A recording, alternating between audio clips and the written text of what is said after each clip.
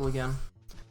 And this is gonna be one of those weird ones where I just do weird random stuff that suddenly kind of pops into my mind. And the reason why I'm doing this today is because I was asked a question yesterday on stream. What's my favorite book? And what are my favorite books? So I've been thinking about it, and I went to my little library. I don't have a huge one, but I have a small, kind of nice library. And I found some of my absolute favorites, and I'll go through them today. And we'll have a little look, we'll have a little chat, and we can look at them together. How does that sound? So, let's see how many people will actually watch this kind of weird video.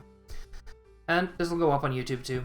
I don't expect this to be a huge thing, but hey, it is kind of nice just talking about something you enjoy, something you really, really enjoy at times. Hi honey, boo to you too. So, should we just start from somewhere?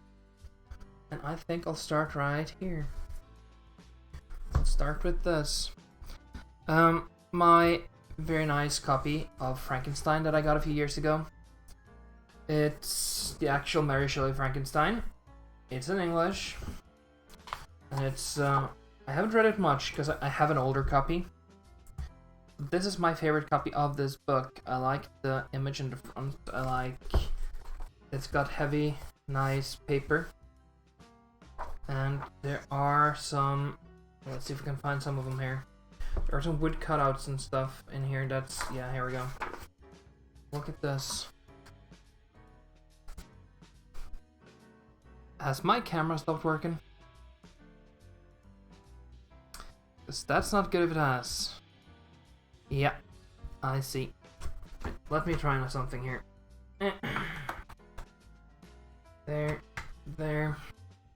And let's hope the camera comes back, because this will be a real boring one if I can't get the camera working. Let's see. Do some stuff here. Yeah, that's not the one I wanted to do. I want to do that one. So how are you guys doing? Everything is as it usually is here. Not working. Alright, here we go. We are back, right? Yeah, cool. We've got it. Here we go. Here's the image I wanted to show you. Some really nice wood cutouts. Some great... And the pages are actually really, really good. So, great book. If you like science fiction and you like horror, this is kind of right in between. And to me, this is kind of the first real science fiction novel that ever became really popular. Should have a look at this. It's also a great story about the fall of man to his own kind of... Yeah, it's the fall of man on his own accord, basically. Great book. Have a look. Read it if you like books. Next one. And I'll go for this. And I don't have a nice inbound copy of this, but it's Sky Atlas. And it's a story about humanity through the ages and how all the different generations that are in the world are kind of linked together. And you can see I've read this quite a lot. It's a bit tattered, but and also they made a movie of it. The movie is okay. You should watch it if you like the book, but read the book. Read the goddamn book. So the story kind of takes place at the same time at 4 or 5 different generations of people. And what I also really like is that each person is kind of symbolized by different types of script settings. So whenever there's a shift between one generation to the next, there's always these introductory little things, and they're different for each person. So some use handwriting, some use very, very kind of proper ways of starting things, some are more log-based. So they changed the text based on who's writing. And as you can see, there are a lot of different people that take the center stage here. Great ass book. I'd give it a 10 out of 10. and I've read this like 10 times now. Absolutely gorgeous. You oughta try it out. David Mitchell, great author. Next weird book. And I'll go for this one, a smaller one. And I have a Norwegian version of this. I have tried to find the American version, because I know there's an American version as well. But it's a book called Murphy's Law. And Murphy's Law says that if something can go wrong, it will go wrong. That's Murphy's Law. And yeah, I think that's basically the first page here. Yeah, Murphy's Law. If something can go wrong, it will go wrong. Or in Norwegian, hvis noe kan gå galt, vil det gjøre det. And it's kind of full of just little, kind of pessimistic little things like that. And if you are a pessimist, you'll feel pretty much right at home with this book. And if you're an optimist, then maybe you have something to learn from us pessimists. It's a great little book. It's just the type of book that you pick up. You don't read it page to page or side to side. And you can see I've actually read and raffled through this enough that I've had to I had to use some tape to fix this book. Can you see it? Yeah, it's shiny there. There are a few great ones, right? Gerhardt's Law. If you find something you like, buy enough to last you a lifetime, they will stop producing it. And it's so true. Whenever I find something I like, especially like ice cream or anything else like that, it just takes weeks, and then it's gone forever. I'll never get it again. So, yeah. That's the way it is. Next one I'll pull out is a big one. Come on, camera. Focus. Alright. Well, let's see if we can get it to focus on this. Yes, we can. Cool. So, this book, 1001 Movies You Need to See Before You Die. I know this exists in English as well. I got this when I was like 15. And then I sold it. And then I found it again at a used secondhand store, a used bookstore, for like $1. I think it was 10 kroner, so about $1 or a little less than £1. And yeah, there are a few really awesome movies in here. And if you have nothing to watch someday, you can always kind of just raffle through this to a random page, and it is set in chronological order, so newer movies at the beginning, at the end, older movies at the beginning. Go to a certain page, and then just pick a movie. I've watched quite a few of these. Also, there are quite a few little details and stuff about some of your absolute favorite movies in here. If you are a book lover and a movie lover, this is a book you kind of need. This is something that needs to be in your bookshelf. Look it over. Get yourself a copy. Oh, next one. And this is a book of Norwegian fairy tales. And it's in Norwegian, of course. I found this also at, I think at the same, no, it was not the same. It was another secondhand store, quite near to where I live. And it's all gilded and stuff. And it's a beautiful, beautiful copy of the book. And these are all our traditional Norwegian fairy tales. With some beautiful pictures and typesetting. This is a gorgeous, gorgeous book. And look at this.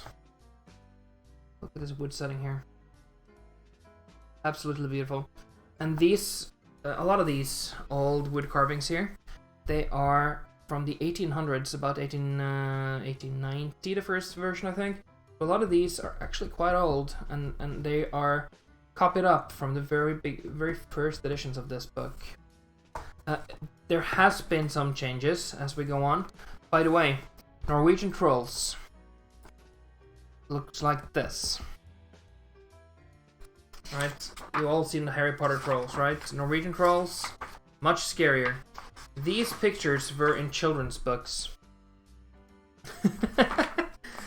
So there's a reason why we are quite tough as people, right? These are the pictures we grew up with. These are the things that hangs on our wall.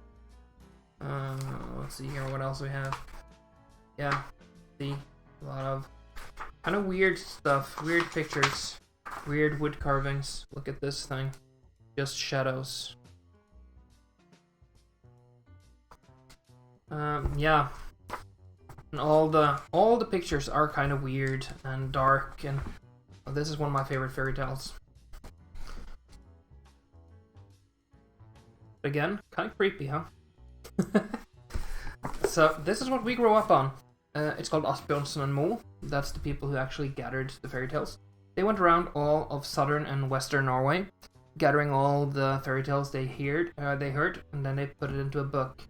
And then they started editing that book down to kind of to be more moralizing than it really was, because the fairy tales were usually just fairy tales. They were just stories. And then Asbjørnsen and Mo, they gathered different versions, put them together into one, and they would usually give them some kind of morale. And that might sound kind of like something you'd recognize. And yeah, the Brothers Grimm did the same thing in Germany.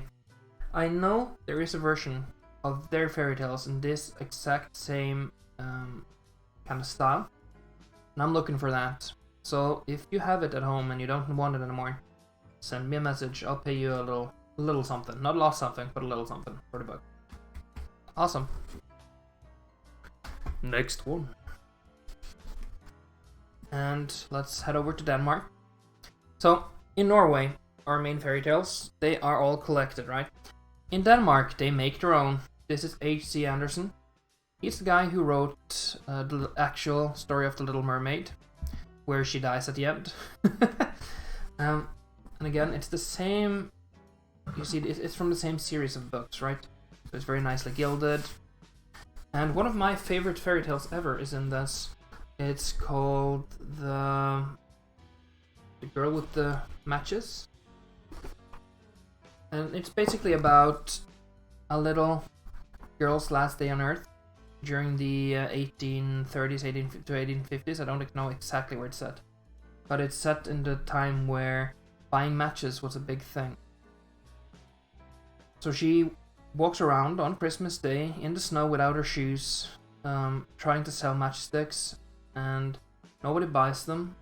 So she just sits down and starts lighting matches to keep herself warm. And each time she lights a new match, and remember, matches back then, they were huge things. They were basically just wooden sticks that they had dipped in sulfur. So she sits down, lights these things, and she sees happy memories, and she sees these dreams of everything nice. And then when it gets completely dark, and when the light comes on the next morning, they find her dead. She's kind of frozen to death. It's a sad little story, but it's a great one. Should read it. And it's better in Danish and Norwegian than in English, to be honest. It's not. They don't have a good translation for this. Sorry, people. Learn yourself Norwegian, or preferably Danish. Let's go for something a little more British, I think. A little more British, and we'll go to this. Ooh. I got this when I was about 7 years old, 6 or 7. Zoom in, please. Thank you. Yeah, it's a bit more colorful and painterly in the Norwegian/Danish one. But you see what this is, honey? This is the Big Book of Winnie the Pooh, and I got this from my mom when I was little. And again, this is one of those books that's been read quite a bit. And I actually have some audio tapes from the 90s where my mom would read these stories on tape so I could listen to them before I went to bed. And look at this. I'll see if I can get it all in frame. Yeah, there we go. All of the characters in relief, and then they have kind of written their names underneath. And what I kind of like here is that Tussie, you call me Yor, we call him Tussie. Very straightforward, very square, kind of weird letters. Tigogut in Norwegian, very messy. And kangaroo, makes a dot. The bunny, very nice cursive here, huh? And then Owl, who is often kind of seen as the most intelligent, writes like a 4-year-old. Winnie the Pooh actually writes his name very nicely, and so does Christopher Robin, and they have the same handwriting. And that's the point. I like these little things, and I like the old... These are the old drawings that were used in the British versions of the books. And I love them. They're so cute, and they're... to be honest, I've never really liked the way Disney portrays Winnie the Pooh. But these wood carvings, these little things, are absolutely gorgeous. And they've colored them in. Just a little something here. Not a lot of color, just pastel-y and kind of dark pastels. Beautiful, beautiful book. And I've had it for absolute ages. And it's showing its age a little. But it is still such a beautiful book. Nice big lettering for small kids. And I was a small kid once, believe it or not, I was small. You can see almost every page. There's these great images. Such a lovely book. And I have some very good memories of Winnie the Pooh. The stories, not the cartoons. Look at this, Winnie the Pooh, Rabbit, and Piglet throwing rocks in the water. Yeah, that's cute though. Such a beautiful book. It used to have a dust cover. I had a period in my life where I would just throw away every dust cover for every book I owned. I regret that dearly now as a older person, but yeah, that's what I did back then. I threw them away because I thought the books looked cooler like this, and I will agree, they still look cooler like this with the gilding and everything. But yeah, I wish I had it now. I wish I had it complete. Alright, let's do the next one. And this is quite a new book. Chilling Ghost Stories, or Ghost Short Stories. And it's from a collection called The Gothic Fantasy. My favorite Pooh character is probably Eeyore. Because I recognize myself in him quite a lot. And I got this book from my stepsister for my birthday. And look at this gilding, huh? This is shiny. Again, a beautiful, beautiful specimen of a book. I haven't read this yet, but there's a lot of thought put into the editing of this. And there's a lot of stories in here. One thing I will kind of berate them for is they use very small font. And I know, get yourself some glasses, right? But the font is so small that even with my glasses, when I dare to use them, this is small, this is tight. It's very old school, which does kind of fit with the whole book in general. But the very small writing, they could have put in like 100 more pages and made this a little easier to read. Just for us old people who wants to read this on the bus or something, right? It is a beautiful, beautiful book. Also, the writing is not pure black, it's kind of a gray tone. So, it is kind of hard to read. Next. My favorite author when I was 6 years old. I learned to read when I was about 4.5, 5. I had a great grandmother who actually looked after me when my mom and dad was at work, And she started becoming quite senile when I was about 7 or 8. So, but she kept kind of looking after me in the mornings and after school until she just couldn't anymore.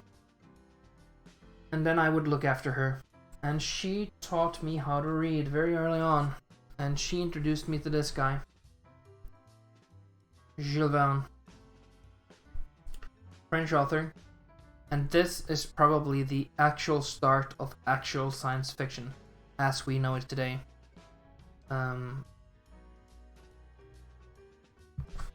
Beautiful, beautiful book again, made by the same people who made the other one I showed you. The pages are gilded, and this is actual gold. This is actual gold leaf. It's not just spray paint. It's actually gold gilded. And in this book is 7 of his stories. 5 Weeks in a Balloon, Journey to the Center of the Earth, my absolute favorite. I loved A Journey to the Center of the Earth. From the Earth to the Moon, not great. Round the Moon, not great. 20,000 Leagues Under the Sea, absolutely a must read. And a great Disney movie, by the way. Around the World in 80 Days, also a good read. And Mysterious Island, which is kind of a follow-up to 20,000 Leagues Under the Sea. Beautiful, beautiful book. Look at this. The reason I haven't really read this book much is because I went to... I do a lot of secondhand stores and stuff. And I went to one, and I found the actual series of Jules Verne books that I grew up with and borrowed at the library. Because my grandmother, when I was about 6, we used to walk to the library. It was about an hour to walk, and I wasn't that old yet, but we would walk to the library, and she would just let me go and pick whatever books I wanted while she found her own, and we would check them out, and then we would walk back together. And there wasn't any treats or anything in the picture, but she taught me to really love the library when I was younger, to the point where I would actually seek out the library way up into my teens. I don't anymore, mostly because libraries now and then are very different. It used to be more of a solemn place where you found your book and you were quiet and you were respectful, and now there's too much noise. It's not the same anymore. But I do have a love for libraries, and I do have a love for books. So, yeah, I found all the old copies that I used to read when I was younger, and I bought them, and I've read those, because they are not as nice as this perfect specimen of a book. I'll put that over there. Next one. Another one of my favorites from when I was a lot younger. And this isn't as nice, right? It used to have a very, very beautiful dust sleeve. But this is Dinotopia. And it's a book about 3 people who get stranded on a weird island where they can't get away from it. But what they discover is that on this island that has been completely isolated from everything else, on this island, dinosaurs have survived, and humans have developed alongside them. And there's a whole society on this island that's kind of dependent on dinosaurs to survive. They use dinosaurs as their tools and as their friends. And they can learn to read and write with the dinosaurs. They have languages.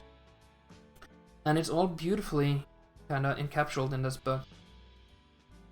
And I can actually see when I got this book, because it's written right here. Ole Christian Hagen, 95. I'll see if I can get it up to the camera and you can actually see it. But yeah, that's my... Actually, I think that's my great-grandmother's writing. That's how she used to write when she had to do... It's her or my mom back then, because they had kind of similar handwritings back then. That's before my great-grandmother went too senile and kinda couldn't really write anymore. And in this book too, let me show you some pictures. Look at this. Look at these beautiful drawings. And they're more, I think they're old paintings actually. And then they're scanned and put into the book. And there's some beautiful ones here. Look at this. And there's maps. And pictures and... Look at this. It looks so plain on the outside, and when you open it, it's absolutely gorgeous. They have kind of made up a whole society, a little science fiction dinosaur-y society, with science using languages. The dinosaur languages, and there's two, I think. It's one for dinosaurs with claws, and there's one for dinosaurs with hoofs or more rounded feet and stuff. And some of these are so detailed. Let's see if we can get it all in frame here. Look at this. Isn't that absolutely beautiful? I find this very beautiful. I think if I do this, I'm actually in the middle, right? Right there. I ought to make a line on the table. Yeah, I was lucky too, though, because when I went to the library with my great-grandmother, there was this guy who worked there. His last name was Hellu. And he was kind of seen as an oddball. People kind of didn't like him where I lived. But I loved him, because he always found the best books. He had this weird way of being, but yeah. And his daughter is actually a good friend of mine now. We went to teacher school together in university. So life is weird. Alright, next one. Tiny little book.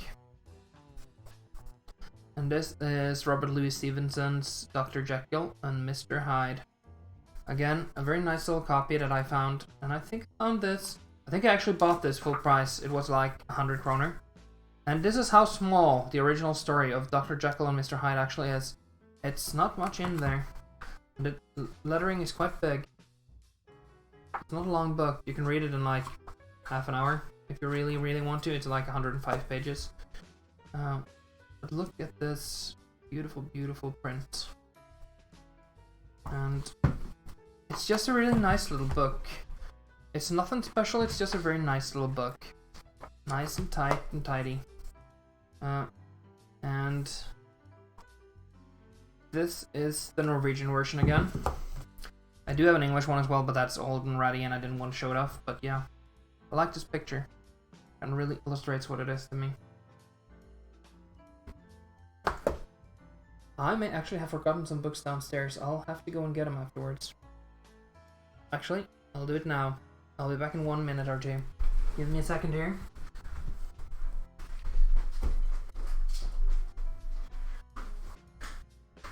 Entertain yourselves. If you try, you don't succeed.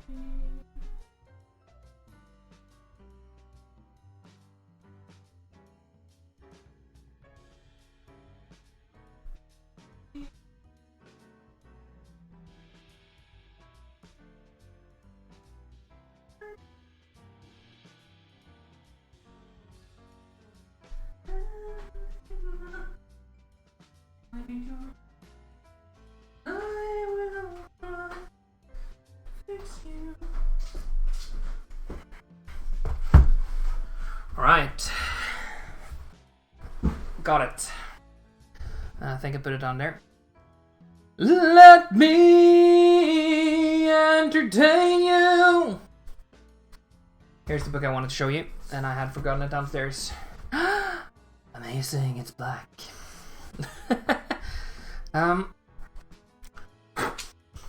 This book would interest you, honey.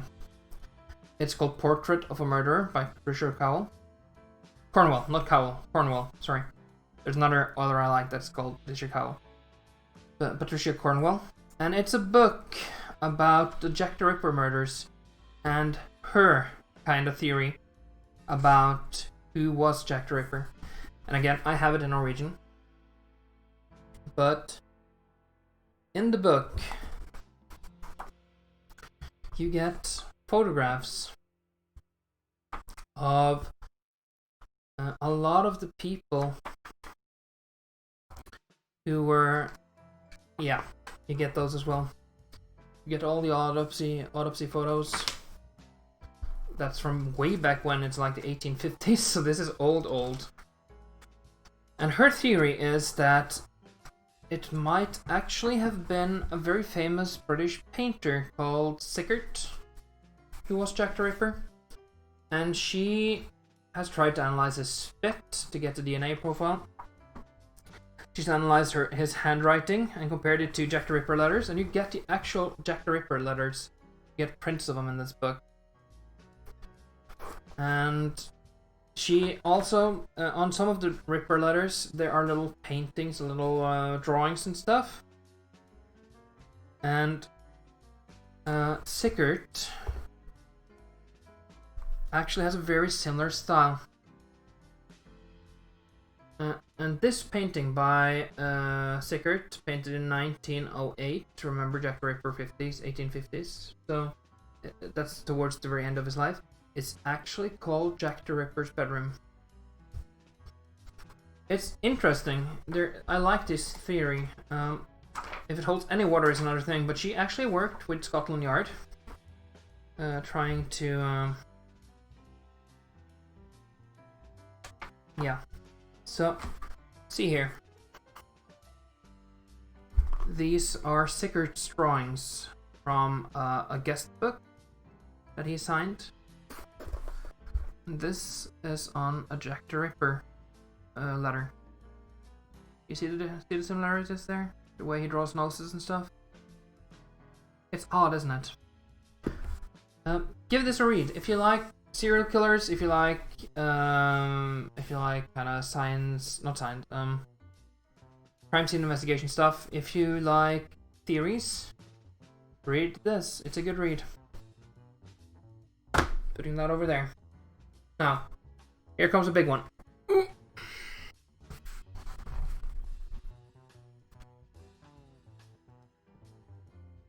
Yeah, you need to get it in English though, because it's too advanced in Norwegian. That's not where you start if you want to learn Norwegian, to be honest. This book here, this is Snorre's King Sagas, and this is kind of the story. This is the history book in a way. About our Viking kings, and it's written by a skald called Snorre. He's from Iceland, and it is kind of the history of Norwegian kings back in the Viking Age, according to a skald. Are they historically accurate? Fuck no. Are they fun as hell? Hell yeah. So this is something you need to read if you're into Viking stuff. And if you really like sagas in general. But do know that Viking sagas, they are very plain. They don't really describe much.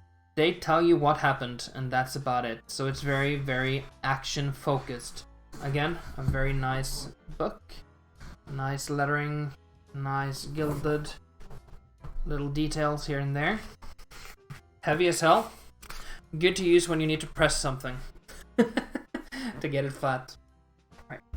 I have like 10 maybe books left here.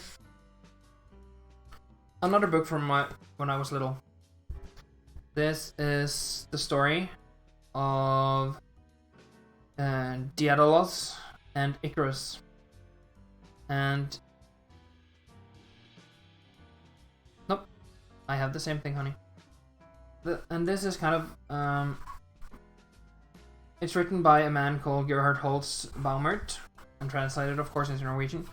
And again, this is one of those books. It's Greek, ancient Greek stories / philosophy, and just in a beautiful, beautiful print.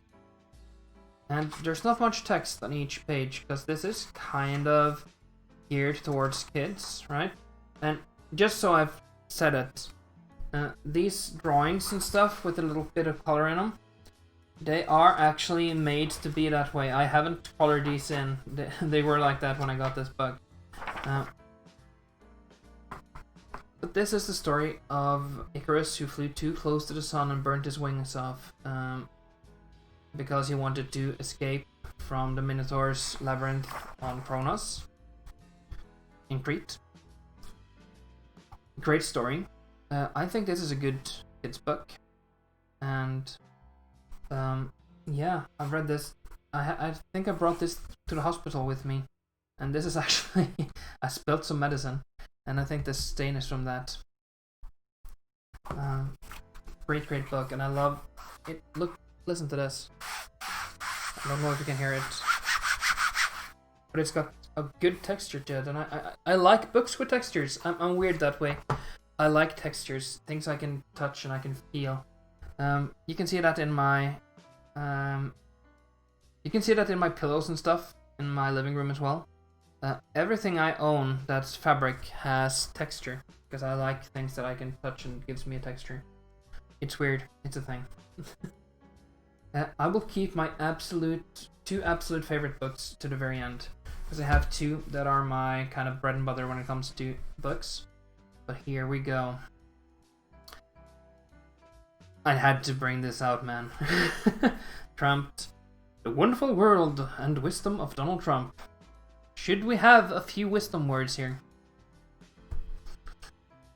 I have very successful companies. I'm going to do this in about 2 seconds, but let me explain. We have Trump steaks, and by the way, you want to take one? We'll charge you about what, $50 a steak? No, I won't.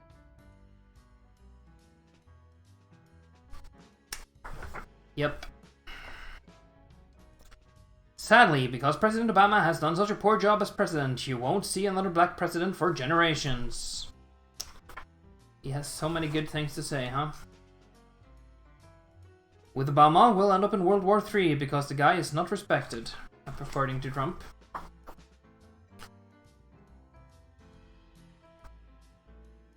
You have the migration because Syria is such a disaster, and now I hear we want to take in 200,000 Syrians, right? And they could be, they could be ISIS, I don't know.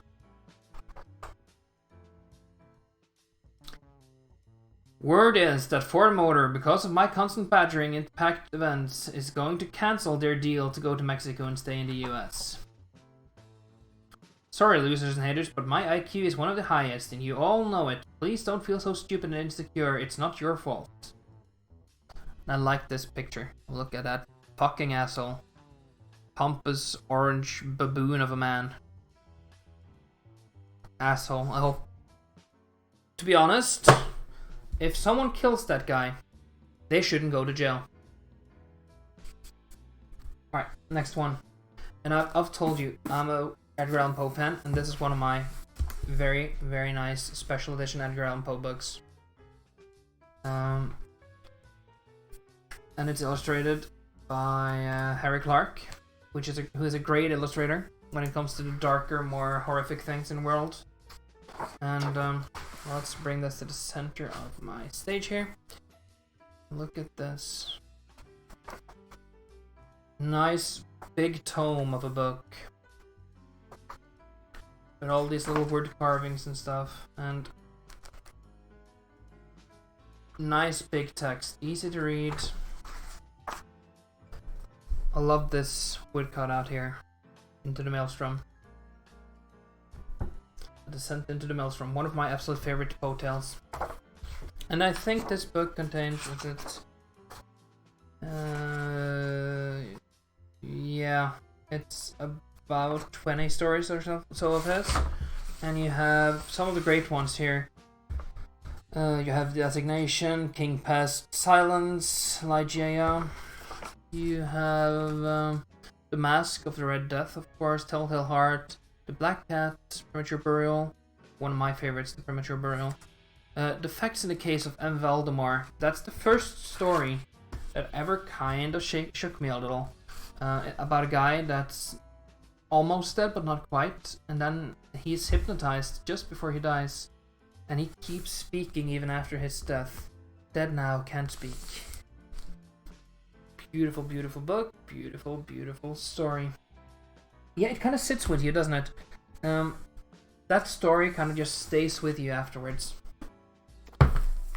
Okay, another one of my absolute favorite books. Look at this. It's Dante's Divine Comedy. It's the full thing. And the sleeve and the book actually matches. I like when they do that. Of course, they can do a little bit more with the printing on the dust sleeve. So you'll see that the Angel and... No, not Angel. Virgil and Dante, they kind of shine here.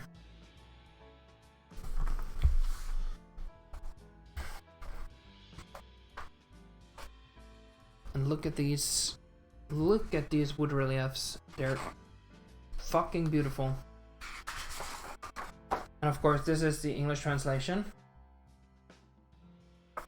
And it is the full story of Dante trying to go to hell and find his loved one, or getting to heaven, I think, to find his loved one again who's died. And Virgil takes him there, goes as his guide, and they get all the way through the 9 circles of hell, up through, oh, what's it called? Come on. Come on, head, do your thing. Yeah, it's completely blank. Sorry, people. But yeah, they go all the way through the 9 rings of hell, all the way down to the devil, and then up to heaven. Through purgatory. There we go. Beautiful story, beautiful book. Maybe one of the most influential pieces of written work ever done. Absolutely beautiful, and I love this copy of it. I got this at university at a bookstore. I just bought it at a bookstore because it really spoke to me. And I've read this a few times. This stack is getting quite high and a little wobbly. We'll see how it goes. Then, the complete tales and poems of Edgar Allan Poe. Nevermore. From the same company that made that Jules Verne book I showed you earlier. Look at this. Quoth the Raven, Nevermore. If you wonder how well I love Allan Poe, or how much I love him, deep into that darkness peering long I stood there, wondering, staring, doubting, dreaming dreams no man have ever dared to dream before. Yeah, it's that bad. And I actually wrote my bachelor's thesis on Edgar Allan Poe and his detective stories, because he was kind of the guy who started the whole detective book type thing with Murders in Rue Morgue. Again, silver plated here, silver gilded. Maybe not easy to see, but you can see it if I do this, right? Beautiful, beautiful book. Again, this is a display piece. I have kind of a I have one like this, just with very plain binding, that I actually read, and this is just on my shelf for show. Where to put this though? Oh, you know what? I'll put you there. Go there. I have one more Poe book. I'll get that out now, because the same company that did Dante's Inferno and the other Poe book I showed you did this one. Another beautiful, beautiful binding here. And with that Into the Maelstrom picture in the background there. And this one as well is gilded with actual gold leaf. Gold gilded book. And it's kind of the same thing as that little one. It's just you get these huge, beautiful wooden feet. You get these that you don't get in the smaller book. Again, mostly a display piece. I've ruffled through it a few times just to look at the pictures and stuff. This is not what I read every day. This is up on the top shelf of my bookshelf. Ooh, going on top there. I have 3 books left, and I'll show you all 3. And I'll start with maybe the least interesting, but the newest. And it's not because I don't like the author. I know this author. I know him personally, and me and him actually discuss philosophy quite a lot. Because we look at things very differently, but we both respect each other enough that we can actually have great discussions. I would consider him quite a close friend in a way. At least a work friend, close work friend. And he's about 50, he's about 30 years older than me. He's a grandfather, and he just wrote his own book. Ord hogd i stein. Skrift rissa i sand. Words cut in stone. Words scribed in sand. And it's mostly a book about growing older and kind of finding your place in life. And it's a beautiful little book. I'll read this. I'm reading this right now, actually. I started this morning, and I'll finish this before the day is over, and I'll discuss it with him. And I got this from him directly, and he even signed it for me. So, yeah. I think this is going to be a good one. I'm not in here. He's not writing about me, but there's a lot of good stuff in there. Right. Now, I have an absolute favorite book in the world, and there's only the one, and I've talked about it before on stream, and it's the book I'm going to bring out right now. And I've read this book probably 40 or 50 times in my life, and it's the book I find when I'm having a horrible week. This is the book I pull out, and it's this one, and it's very small, it's very skinny. It's called Terje Vigen. And it's by an author that's from these parts. It's from a guy called Henrik Ibsen. He's Norwegian.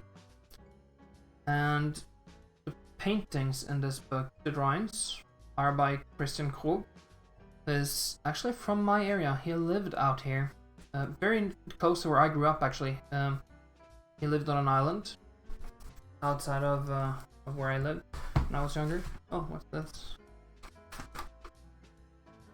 Oh, alright, cool. These are these are old. Yeah, these are old forms that I handed in to get my pay with the first job I had. Alright, cool. I'll put that over there. I had actually brought this book with me to school once and read from it to some of my students. And again, I got this in 1995. That was apparently a good year for me getting books. And this is from Mom and Dad, and this is my mom's handwriting.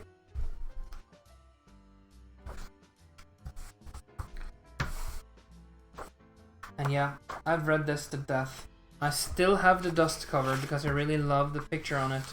And I've really tried to take care of this dust cover as well as I can throughout the years. And I would love a nicer copy, or a copy that I can read that makes me not have to destroy this one. And you can see now when I take the dust cover off, you can see the book's age, right? You can see the little spots from me spilling stuff on it and probably having dirty fingers while handling it. And again, it's one of these books with good texture. And this is my favorite book ever. And it's not a very long book, but the whole book is written as a poem. It's one long poem. And it's about a guy, a poor guy. He doesn't have much in the world. All he has is his house, his job, and his family. And it's about him. They hit bad times. And he has to row all the way from Norway to Denmark. That takes about 4 hours in modern boats. He rowed there. He picked up some corn. Not much. He had enough money for 3 barrels. And we're not saying huge barrels. They're like, let's call it like 40 kilos maybe of just corn that he could, or wheat that he could make a meal out of, so he could make some bread and stuff. And when he starts to row back, he is caught by an English frigate, and he's put to work on the boat, and then he's put in English prison. And after the Napoleon War is over, he's released, and he comes back home to find out that all of his family is dead. And he kind of just settles down there, grows old, grows tired, grows angry, and becomes the the main boat guide for the area.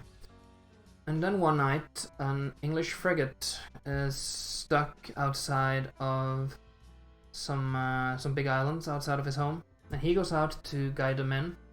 But he figures out that the captain on that boat is the same guy that captured him all those years ago. And he's on that boat with his family, both his wife and his little daughter.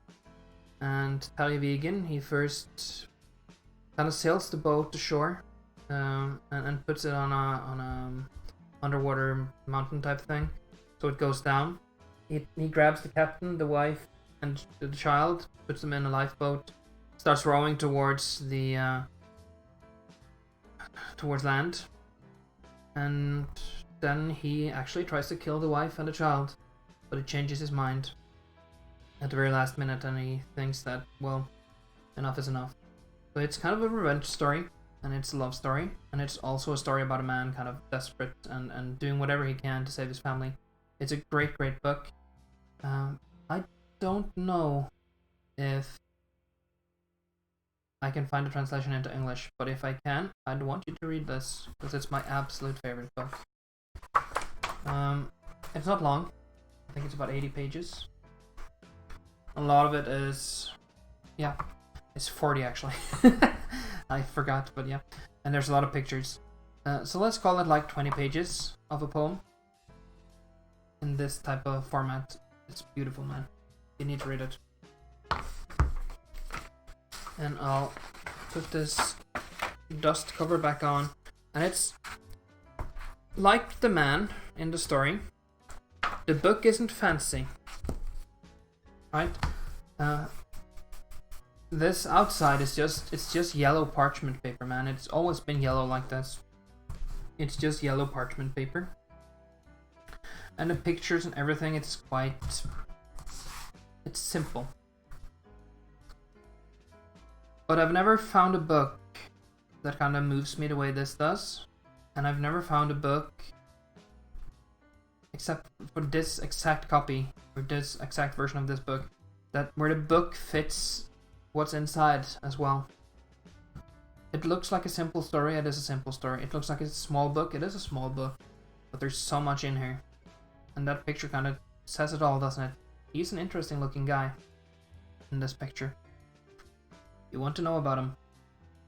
And you get to. Read it. Last one. And this one I read a lot when I was a teenager. And it's by a guy called Jostein Gaarder. It's another Norwegian one. And Jostein Gaarder, he is actually a professor of...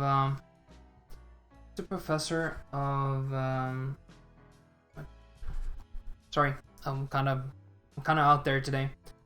He is a professor of philosophy, and he writes children's books that are usually very, very deep. He does write some grown-up stories as well, but most of his stories are kind of aimed at teenagers, and they both teach you philosophy at the same time.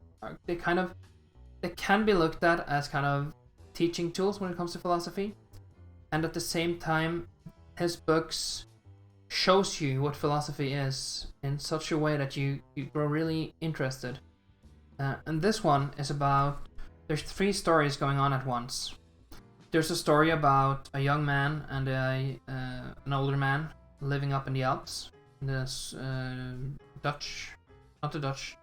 German Alps, and